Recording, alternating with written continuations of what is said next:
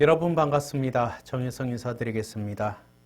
오늘 이 시간 저는 여러분들의 교과서 178페이지부터 진도 나가도록 하겠습니다. 바로 발전제동과 회생제동에 대한 설명인데요.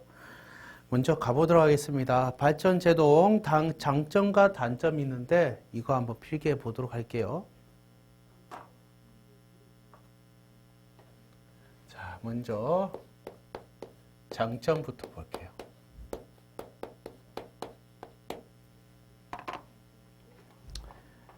재륜자 제동으로 발생되는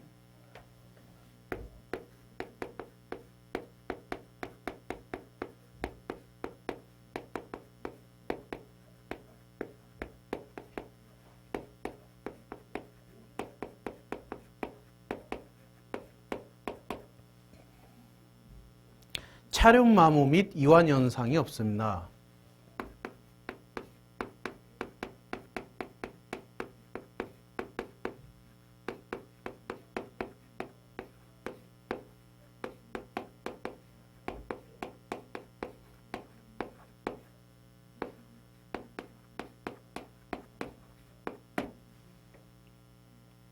부수차, 개차, 하차 등에는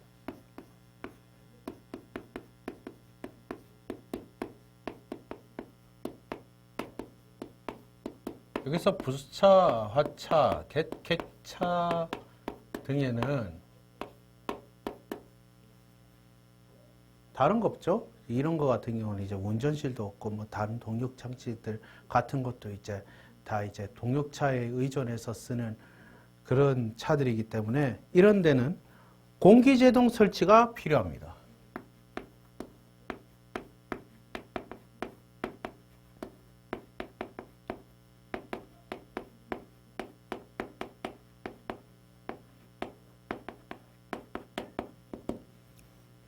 그리고 공주 시간을 단축한다. 여기서 공주라는 말은 지역 이름이 아닙니다. 여기서 공주라는 것은 프린세스를 얘기하는 게 절대 아닙니다. 그럼 여기서 공주 시간은 무슨 공주 시간이라 그럴까? 그걸 얘기하는 겁니다. 그러니까 제동을 걸잖아요. 제동을 걸면은 그 제동을 내가 딱 걸고 정기적인 신호든 어떤 신호든 걸리는 딱 그 시간이 있을 거 아니에요. 제동을 딱 걸고 걸릴 때까지의 시간을 공주 시간이라고 그러는 겁니다. 그 시간을 발전제동 같은 경우에는 단축을 시킬 수 있다는 것이 최대 장점이 될 수가 있겠죠. 그 다음에 광범위한 속도 변화에 대응하여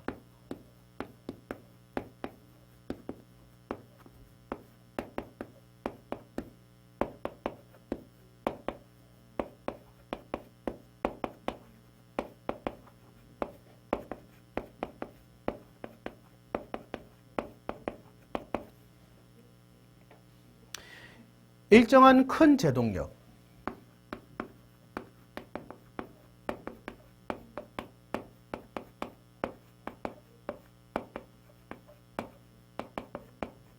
즉 큰 평균 감속력을 얻을 수 있습니다.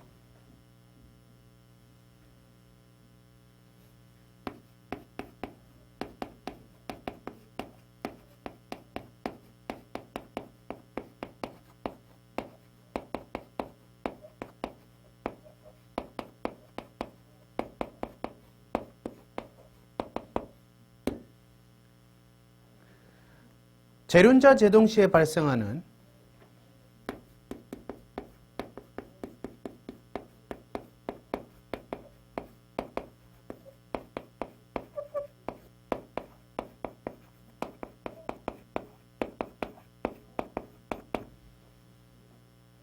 철분에 의한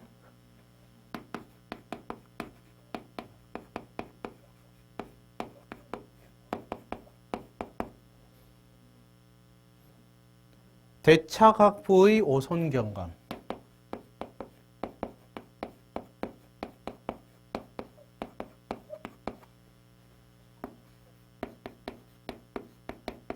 여기서 잘 보시면 재륜자 제동 시에 발생하는 철분이라 재륜자 제동이 재륜자 제동, 재륜자 제동이라고 하는데 이 재륜자 제동이라는 것이 뭐냐 하면요 그걸 얘기하는 겁니다.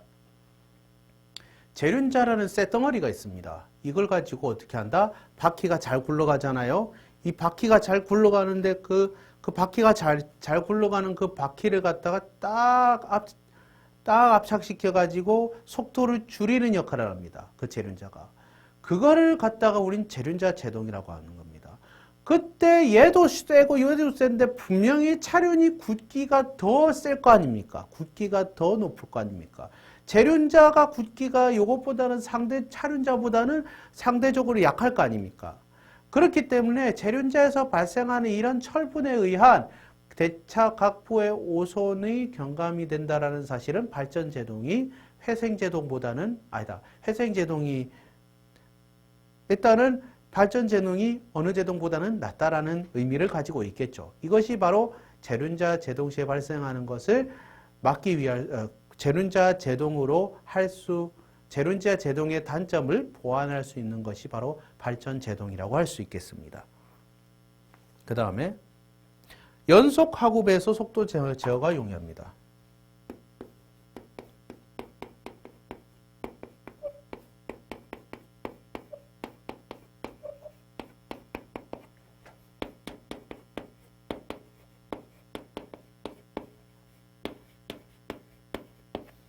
그렇대요. 그 다음에 재륜자 마모 감소 및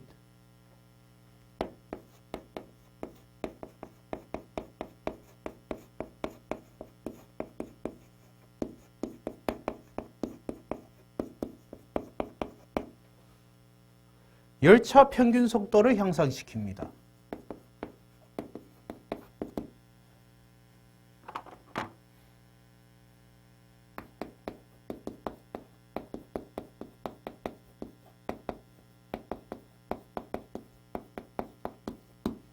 네, 그렇게 보시면 되겠습니다.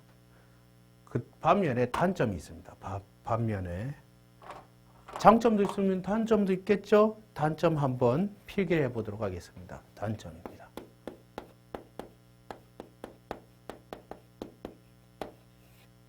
단점. 전기 제동의 고장 또는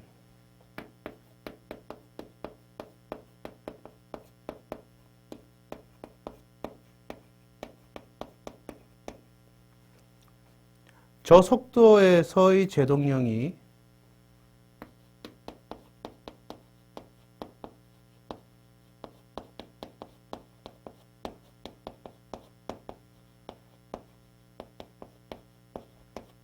극소함으로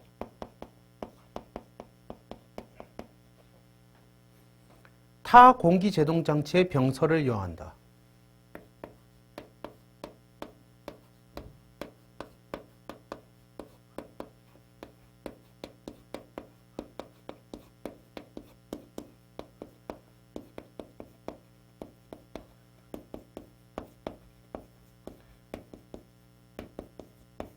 왜 그러냐면은 발전제동 같은 경우는 옛날 전동차에 많이 있습니다. 그러다 보니까 이제 발전제동으로서 저속 상태에서 제동을 걸 수 있는 거는 회생제동은 가능하죠. 그런데 발전제동은 그게 어렵기 때문에 어떻게 한다? 공기제동이 필요하다. 그래서 저속으로 가면 공기제동으로 알아서 바뀐다라는 것을 여러분들 알고 계시면 됩니다. 그리고 이 발전제동의 특징은 뭐냐면 내가 오래된 전동차라 그랬잖아요. 이 오래된 전동차가 뭘 얘기하느냐? 저항 전동차를 얘기합니다. 아직도 다니고 있는 전동차가 있어요. 가장 오래된 서울 1호선의 서울교통공사로 써져 있는 그 옛날 전동차가 바로 저항 제어 차입니다. 진짜 오래된 전동차인데 지금은 거의 VVF 전동차로 많이 바뀌었지만 예전에 그 저항제어 전동차 있잖아요. 그거 같은 경우에는 뭐 어떻게 되어 있어요? 그렇죠. 제동감이 느낌이 많이 달라요. 그래서 공기 제동으로 많이 갈아주는데 그렇다 보니까 공기 제동이 함께 있어야 발전 제동도 가능하다. 그래서 공기 제동도 따로 설치를 해줘야 된다라는 단점이 있다라는 사실이 있어요. 그래서 또 저항 제어 전동차도 있다 그랬잖아요. 저항 제어를 함으로 자, 저항 제어를 한다. 이 말이 무슨 뜻일까요?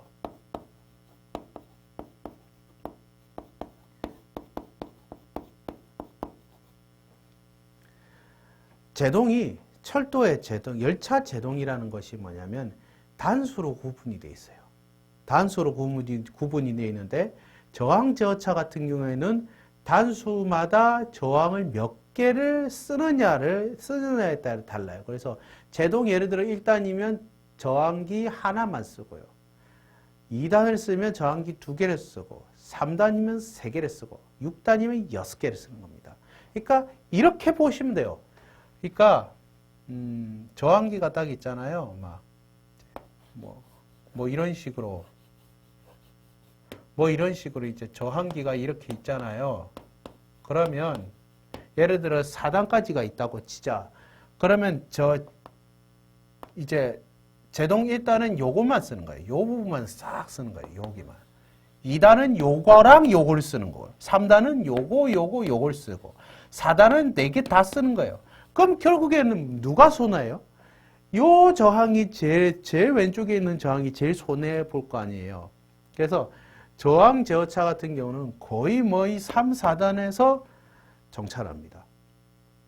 다른 VBBF는 1단에서 정찰이 되잖아요. 근데 저항 제어는 얘 저항이 제일 잘 타요. 왜냐하면 이 저항은 무조건 많이 쓰게 돼 있거든요. 그러니까 어떻게 돼? 이왕 한 개의 저항을 태울 바에는 이렇게 그냥 요 정도 저항을 많이 태우는 게 낫다.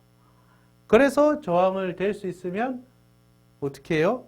그렇죠. 저항을 댈 수 있으면 아끼기 위해서는 어떻게 해야 된다고? 제동을 많이 걸어주는 수밖에 없다. 그리고 계단 제동을 되도록이면 VBBF 전동차도 하는데 저항 제어차는 특히 엄격하게 해야 된다. 안 그러면 저항 하나를 태워 먹으면은 사될 수도 있기 때문에. 그래서 저항 제어차가 이래서 단점이 있는 거예요. 그래서 저항 제어를 함으로 뭐가 필요하다?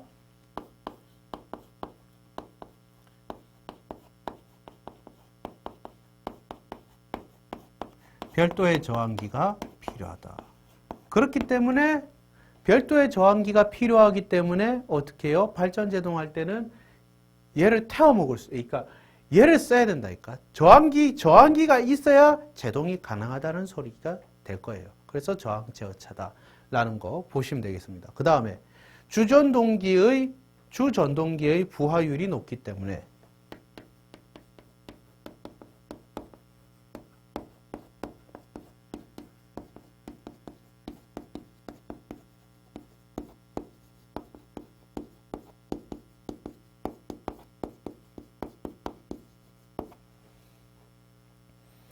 주전동기의 용량 증대가 필요합니다.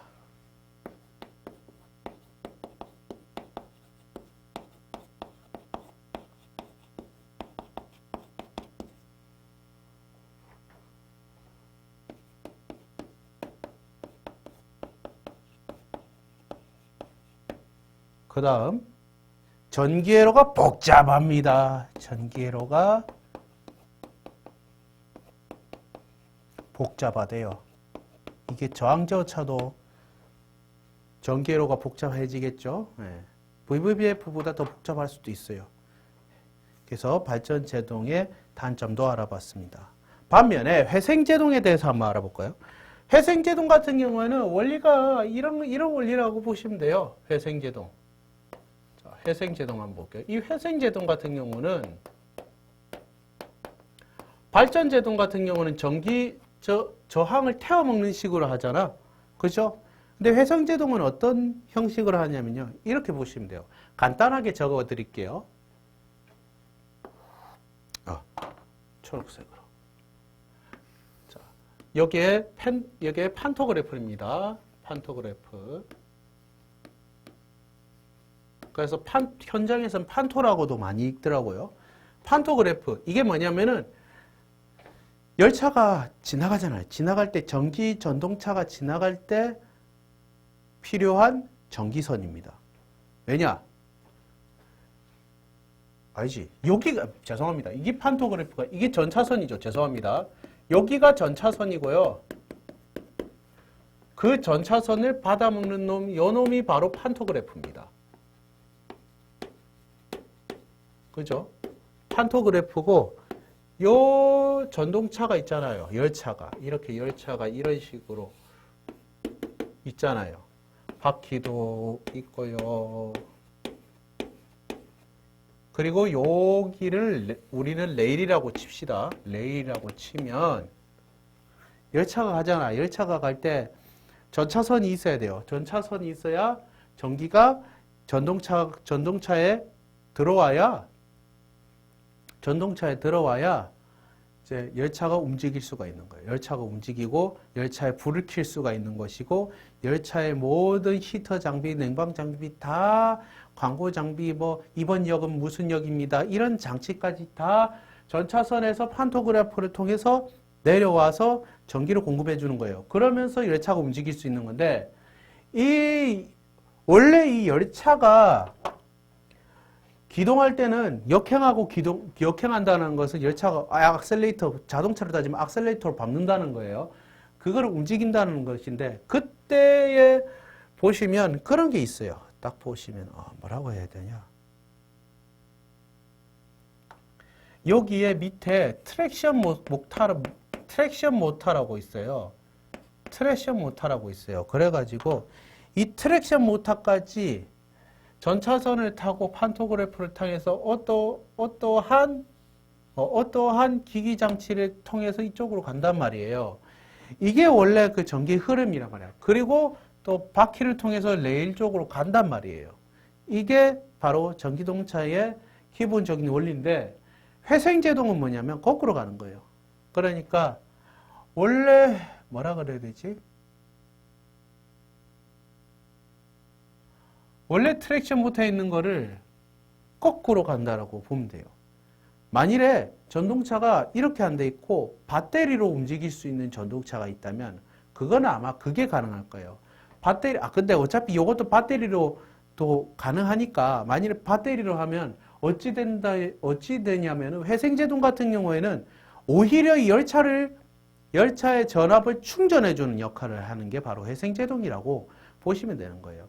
거기에 대한 전기동차에 관련한 직류 가압 모드라든지 뭐 배터리 관련한 그런 모드 같은 경우는 한참 뒤에 아마 오늘 안에는 아마 강의는 못할 것 같아요. 그거에 대해서 설명을 드릴게요. 오늘은 그래서 이번 11강 내에는 전기동차 파트까지 못할 것 같아서 통호 파트 조금 DB 다 끝날 것 같아서 회생제동 원리는 이런 식으로 여러분들이 대강 이해를 해주시면 되겠다. 그럼 한번 읽어봅시다. 178페이지 볼까요? 회생제동은 제동 시에 발생된 전기에너지를 전차선으로 되돌린다. 제가 얘기했잖아요. 트랙션 모터에서 뭘로 간다고? 전차선으로 거꾸로 간다고. 그래서 전차선으로 되돌려서 다른 열차의 역행 시 에너지로 사용함으로써 전력을 효과적으로 사용할 수 있다라고 되어 있습니다. 역행 시 에너지로 사용될 수 있는 것이 회생제동이다. 그러니까 충전이 가능하다는 소리도 되겠죠? 예, 그렇게 알고 계시면 되겠습니다. 회생제동을 효과적으로 활용할 수 있는 조건은 회생제동에서 발생한 전압이 가선전압보다 높을 경우에 생성이 되며 주위에 역행 중인 전동차가 존재한다면 그 전동차에서 발생된 전기를 공급할 수가 있다. 라고 되어 있고요. 열차가 존재하지 않는 경우에는 전기 제동이 무효되어 효과적으로 활용할 수 없다는 단점이 있지만 최근에는 회생제동의 전기를 저장할 수 있는 슈퍼커패시터 등을 이용한 전기장치 등을 개발 중에 있습니다. 그러니까 거의 뭐 레일에서 받아먹는다고 생각을 해도 뭐 무방하다고 볼 수 있다. 아니면 트랙션 모터에서 거꾸로 전기를 발생해서 갈 수 있다. 왜? 트랙션 모터의 바퀴가 움직이잖아요. 트랙션 모터가 내가 어디 가까이에 그려놨어요? 바퀴 가까이에 그려놨잖아요. 이게 무슨 소리냐면 이게 바퀴입니다. 이게 바퀴예요. 차륜이잖아. 이게 레일이고. 그러면 요 바퀴가 뺑뺑뺑뺑 돌아갈 거 아니야. 이게 치첩이 이게 그겁니다. 이게 그 맞물리는 그겁니다. 거기에다가 뭐를 박아 놓는다? 트랙션 모터를 박아놔요. 예, 트랙션 모터. 트랙션 모터를 박아 놓는다면 이 트랙션 모터가 요 바퀴 뺑뺑뺑뺑뺑뺑 돌아갈 거 아니에요. 왜? 열차가 움직일 때는 당연히 바퀴가 뺑뺑뺑뺑뺑 돌아가니까 얘 기어들도 뺑뺑뺑뺑뺑 돌아갈 거 아니에요. 그 뺑뺑뺑 돌아가는 거를 갖다가 트랙션 모터가 감안을 해가지고 이거를 아싸리 발전기로 제네레이터 발전기로 사용을 하는 거예요. 그러면서 여기서 전기가 싹 발생이 되죠. 그 발생이 된 거 가지고 이제 전차선까지 가는 거야. 그래, 좋아, 가는 거야. 그때 회생제동이 발생이 된다고 그렇게 보시면 됩니다. 이게 회생제동의 의미다. 이렇게 이해를 해주시면 될 거예요. 그래서 회생제동의 특징에 대해서 178페이지를 읽어보시면 이렇다라는 느낌을 알 수가 있겠습니다. 아시겠죠? 드디어 챕터 2가 드디어 끝났습니다. 챕터 2를 2시간 내내 해도 끝이 안 보였네요. 자, 이제 드디어 뭘로 들어갈 거냐면 철도 토목으로 들어가 보겠습니다. 귀찮아서 마술 안 쓸게요. 바로 지워서 바로 챕터 3 철도 토목으로 들어가 보도록 하겠습니다. 이 부분도 가장 중요한 내용들이 너무 많기 때문에 아마 철도 토목 이 파트 못 끝내고 10일간 끝낼 것 같다라는 느낌이 살 드네요. 자, 챕터 3 봅시다. 챕터 3는 철도 토목입니다.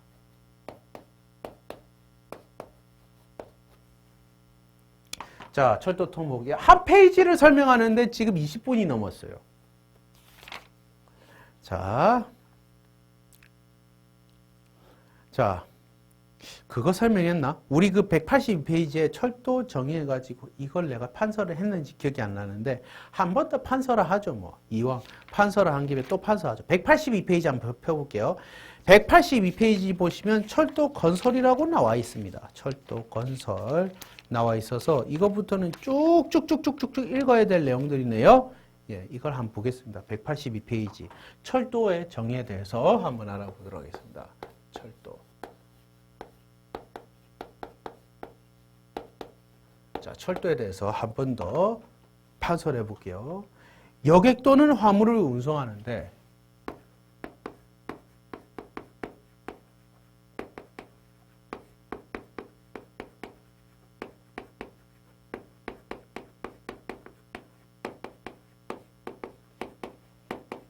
필요한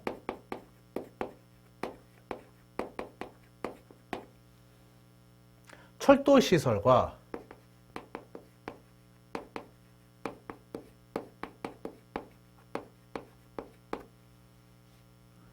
철도 차량 및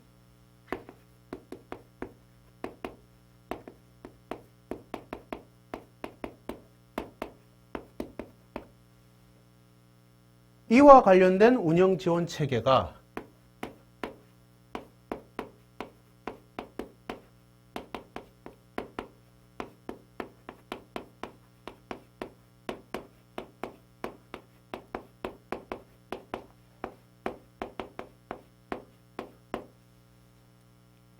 유기적으로 구성된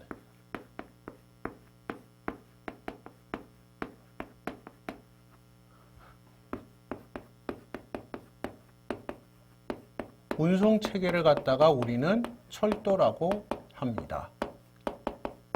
예. 그리고 철도 종류별 개념 및 건설 주체를 한번 볼까요? 적어 보겠습니다. 읽어 보겠습니다. 자, 이거 챕터 1에서도 얘기를 했지만 한 번 더 읽어 보도록 할게요. 고속철도, 열차가 주요 구간을 시속 200km 이상으로 주행하는 철도로서 국토교통부 장관이 그 노선을 지정한 고시한 철도로 철도건설법 제2조 제2호에 나타나 있는 걸 고속철도라고 나와 있습니다. 그래서 건설 주체는 국가, 지자체, 철도시설공단, 국가철도공단을 얘기하는 겁니다. 그리고 민간 투자사업 시행자가 되겠네요. 이 고속철도에 얘는 뭐가 되겠어요? KTX, KTX 이읍 이런 걸 얘기하는 거겠죠. 예, 그리고 SRT도 포함이 됩니다. 그래서 고속철도에 대해서 알아봤고요. 이 고속철도 같은 경우에는 또 뭐가 있어요? 그렇죠. 고속철도 운전면허가 있잖아요. 고속철도 운전면허를 따려면 어떻게 해야 돼요? 그렇죠. 자기가 있는 철도 면허, 제1종이든 2종이든 이런 디젤 기관차 면허든 이런 면허가 있으신 분들은 이제 거기에서 현장에서 한 3년 이상 근무를 해야 교육을 받을 수 있는, 교육을 지원할 수 있는 기회가 마련되어 있죠. 예, 거기에서 또 경쟁을 해야 됩니다. 그래서 교육을 받고 또 고속철도 운전면허를 따겠죠. 일반 철도 관련된 거는 아마 제1종 전기차량 운전면허라든지 디젤 기관차 운전면허 같은 경우를 얘기하는 것 같은데, 고속철도와 도시철도를 제외한 철도를 얘기합니다. 그래서 건설 주체는 국가철도공단, 그 다음에 국가, 지자체, 민간 투자 사업 시행자가 있고요. 도시철도 같은 경우는 도시교통의 원활한 소통을 위하여 도시교통 권역에서 건설 운영하는 철도, 모노레일 등 궤도에 의한 교통시설 및 교통수단을 얘기합니다. 대체적으로 제2종 전기차는 운전면허인 전기동차가 있겠고요. 그리고 노면전차 운전면허인 노면전차가 있을 겁니다.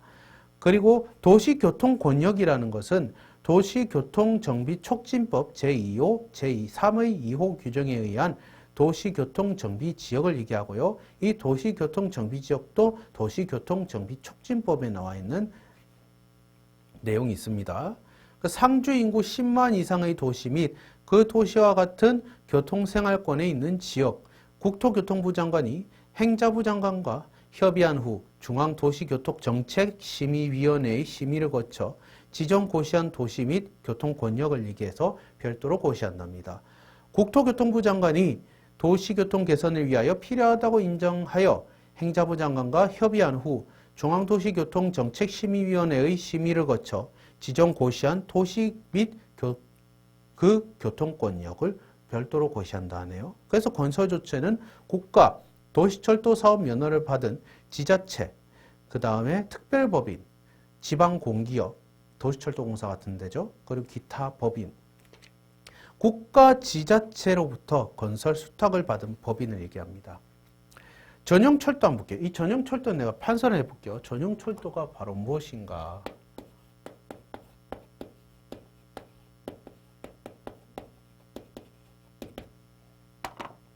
전용철도라 함은 다른 사람의 수요에 따른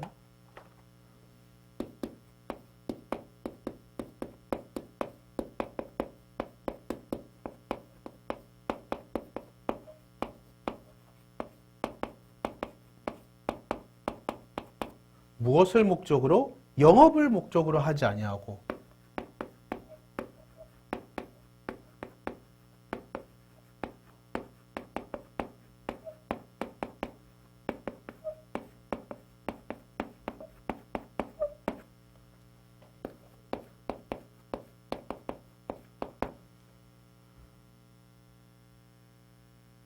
자신의 수요에 따라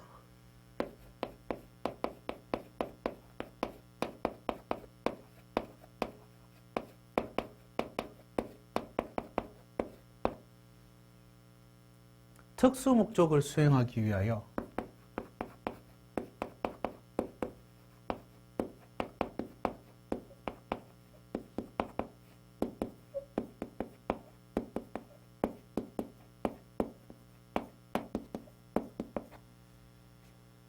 설치 또는 운영하는 철도를 얘기합니다.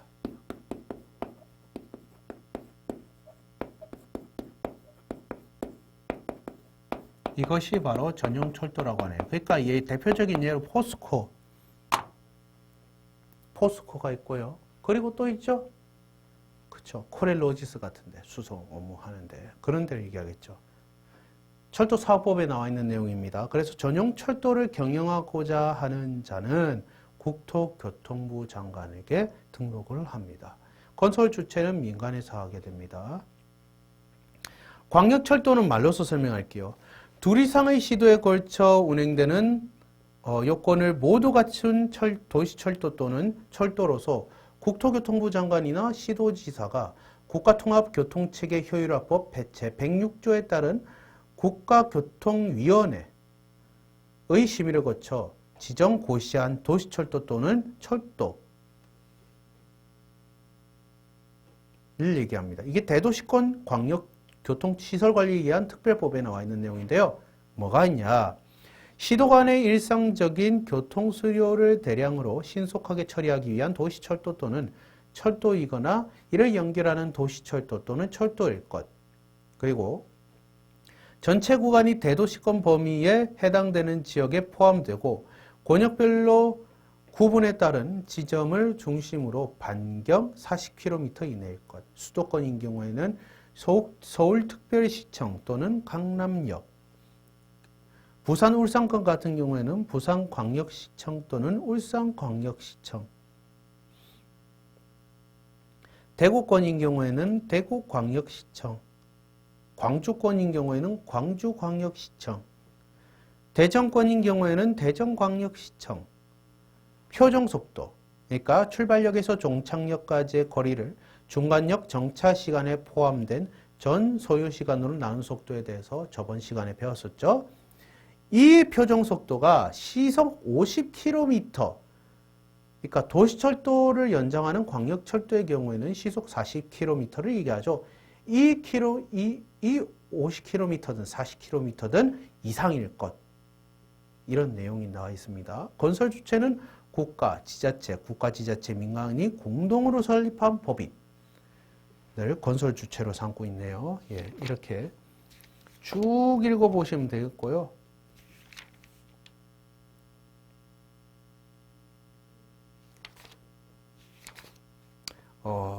유통기한 다 된 내용들은 그냥 넘어가는 게 나을 것 같아요.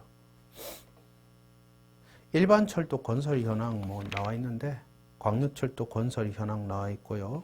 이건 뭐 내가 아까 표를 보면서 읽었던 내용들이니까 바로 넘어가고, 민자철도 추진 현황이라고 199페이지에 나와 있는 내용이 있는데 인천국제공항철도, 신문당선, 9호선, 부산 김해 경전철, 의정부 경전철, 용인 경전철, 신분당선, 이런 신림선 있죠. 신림선은 거기까지 있죠. 서울대 입구 쪽, 진짜 찐 서울대 입구 쪽, 관악산역 그쪽까지 또 뚫었죠. 예, 그런 거 신림역부터 해가지고 있고요. 민자 투자 사업 추진 방식 해가지고 200페이지에 나와 있는데 뭐가 있냐면 BTO와 BTL이 있습니다. 이것도 말로써 읽어보도록 하겠습니다. BTO 같은 경우는 수익형 민자 사업이라고 해가지고 뭐가 있냐? 최종 사용자에게 사용료를 부과하여 투자비 회수가 가능한 시설을 얘기하며 독립채산형이라고 하네요. 투자비 회수는 최종 사용자의 사용료, 수익자 부담 원칙, 해당 사업으로는 인천국제공항철도, 신분당선 있고요. 부산 김해 경전철 등이 있대요. 그리고 임대업 민자 사업이라 해가지고 BTL이 있습니다. BTS가 아니고 BTL입니다. 예. 최종 사용자에게 사용료 부과로 투자비 회수가 어려운 시설 해가지고 서비스 구입형을 얘기하고요. 투자비 회수로는 정부 지급금, 임대료 플러스 운영비, 정부 재정 부담이 있네요. 해당 사업으로는 전라선, 경전선, 소사원시, 부마선, 대곡 소사역 이런 게 있대요. 예, 이런 부분 읽어보시면 될 것 같고요. 자, 201페이지 들어가면 철도 선로에 대한 내용이 나와 있습니다. 먼저 철도 선로의 정의 한번 보면 철도 선로란 열차 또는 차량을 운행하기 위한 전용 철도 총칭이며 궤도와 노반 및 선로 구조물 등으로 구성되는 것을 얘기합니다. 그래서 궤도가 뭐가 있어요? 레일 침묵 도상이 있죠.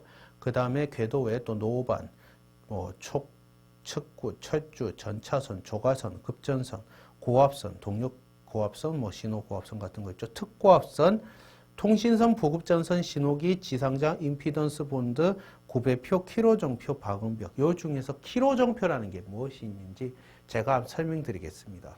키로정표가 있거든요. 키로정표.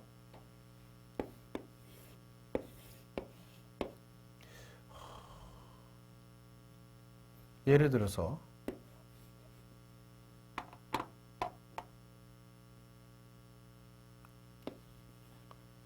키로종표가 요래 생겼습니다. 키로종표가 요래 생겼는데 열차가 지나가잖아요. 열차가 지나가면은 우측이든 좌측이든 키로종표가 나와 있을 거 아니에요. 대체적으로 우측에 있을 텐데 이걸 어떻게 읽느냐? 이렇게 읽습니다. 이게 어느 역에서 어느 역이 기점인지 모르겠지만 어느 역에서 1km 300지점입니다. 이렇게 읽습니다. 이런 식으로 이건 거의 100단이라고 보시면 되는 거예요. 예, 그렇게 보시면 될 것 같아요. 뭐 이런 식으로 키로종표를 읽는데요. 예, 그렇게 보시면 됩니다. 기본 구성으로는 궤도, 노반, 선로 구조물이 있고요. 자, 이제 선로의 구조를 한번 보도록 하겠습니다. 선로의 구조. 202페이지죠. 202페이지 한번 들어가 보도록 할게요.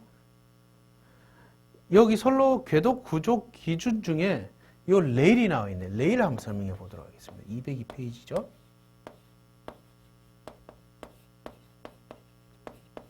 레일. 레일은 뭐예요? 그거죠. 길.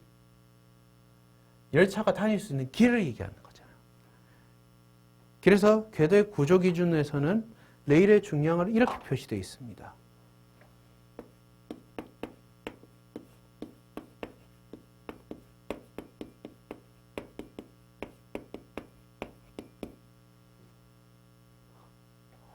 (50kg/m) 50kg/m 이상이어야 된다.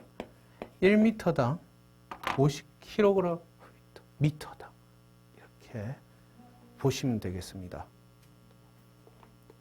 그 다음에 궤관입니다. 궤관은 필기를 할게요. 근데 내가 궤관이 일단 궤관이 뭔지 먼저 설명드릴게요. 이걸 얘기하는 겁니다. 레일과 레일 사이의 간격을 우리는 궤관이라고 그러는 겁니다. 예, 궤관. 그걸 얘기하고요. 책에서는 뭐라고 되어 있는지 한번 판서를 통해서 알아봅시다. 자, 궤관입니다.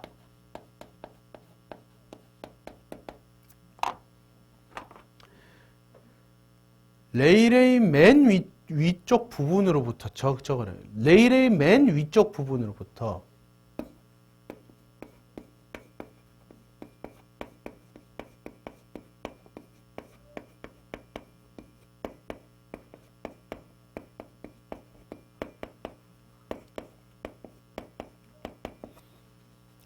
14mm 아래 지점에 위치한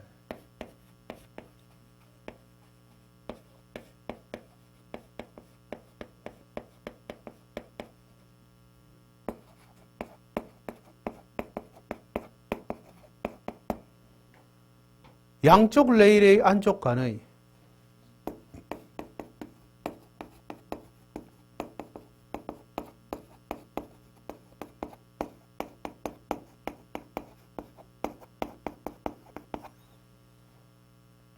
최단 거리를 궤관이라고 합니다.